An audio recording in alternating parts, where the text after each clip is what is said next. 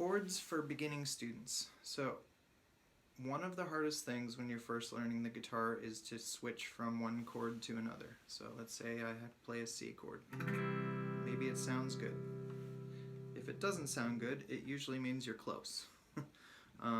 Because if your fingers are in a similar position but you're getting some kind of buzzes and clunks and unpleasant sounds, usually your fingers are just a little bit too flat. And by flat I mean they're not bent quite enough.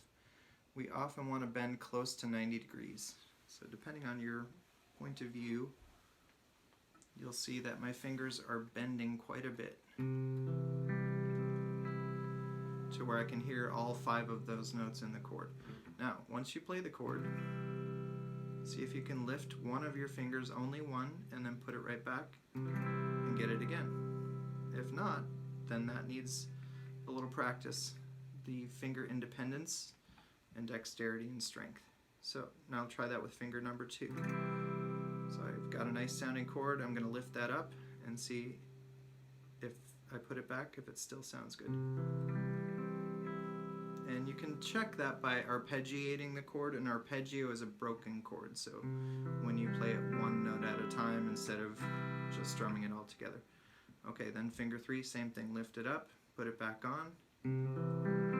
See if you've got the whole chord. Now, once you can get that with each chord, try strumming the chord and then lifting all 3 fingers up, just hovering a little bit above the string, and then go right back to it.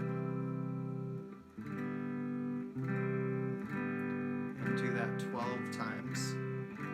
5, 6, 7, 8, 9, 10, 11, 12. Okay. Now the tough part about that is our fingers don't like to stay in the shape of a C chord. After you've played for a while, you can find that in the air and then land all at once. But when we first start, our hands like to stay closed because, from survival, they don't like to get chopped off or bent backwards or anything like that. The fingers like to stay closed. And so when we start playing these guitar chords, this is a little awkward.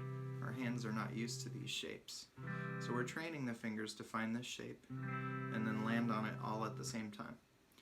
So whenever you're having trouble getting to a chord, let's say it's a G chord, try that strum and lift thing, and you can also practice the independence of each finger. Lift each one up and then put it back down. It's a great way to get quicker at your chords.